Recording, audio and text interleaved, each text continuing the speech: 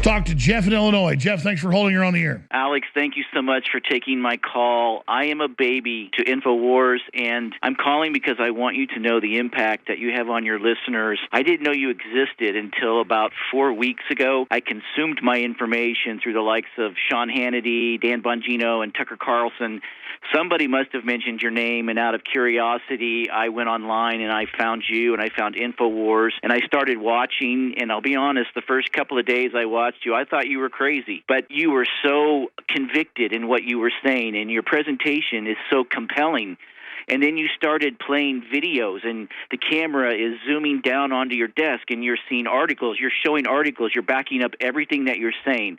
And so I continued to watch. And I will never forget the day that you red-pilled me was when you played the clip from the X-Files, and my jaw hit the floor, and suddenly I was Neo waking up on the Nebuchadnezzar, realizing that everything I thought I knew, I didn't. And so now I watch you every day. I watch repeats of you every day. I've sent links to friends and family. Last week was the first time I received my first shipment from InfoWarsStore.com. And so I'm hooked. And I want to finish with this. I know you like to keep these concise. We as listeners cannot imagine the spirit of oppression at times that must be on you, the weight that you carry on your shoulders. You're a cross between John the Baptist and Paul Revere, trying to warn all of us, and I'm sure that it's exhausting at times. And I want you to know that for me personally, I'm somebody whose eyes you opened, whose heart that you touched, and whose mind that you've awakened. And I pray that God blesses you and that God blesses InfoWars. What are they trying to do? That's the missing piece. But it's not hard to imagine. A government hiding, hoarding technology for 70 years at the expense of human life and the future of the planet. Driven not only by corporate greed, but a darker objective. The takeover of America. And then the world itself, by any means necessary, however violent, or cruel, or efficient. By severe drought, brought on by weather wars, conducted secretly using aerial contaminants and high-altitude electromagnetic waves. In a state of perpetual war. To create problem, reaction, solution scenarios to distract, enrage, and enslave American citizens at home.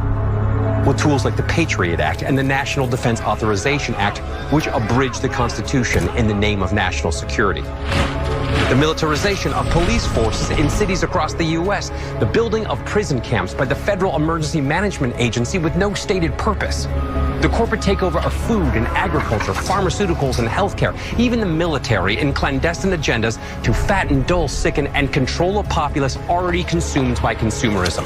And I encourage you all to go shopping more. A government that taps your phone, collects your data, and monitors your whereabouts with impunity. A government preparing to use that data against you when it strikes. And the final takeover begins. The takeover of America. By a well-oiled and well-armed multinational group of elites that will cull, kill, and subjugate. Tad O'Malley has been making claims. Claims about what? You and everyone you know has a piece of DNA in your genome, put there without your knowing it. Put there by whom? Well, that's the question of the day.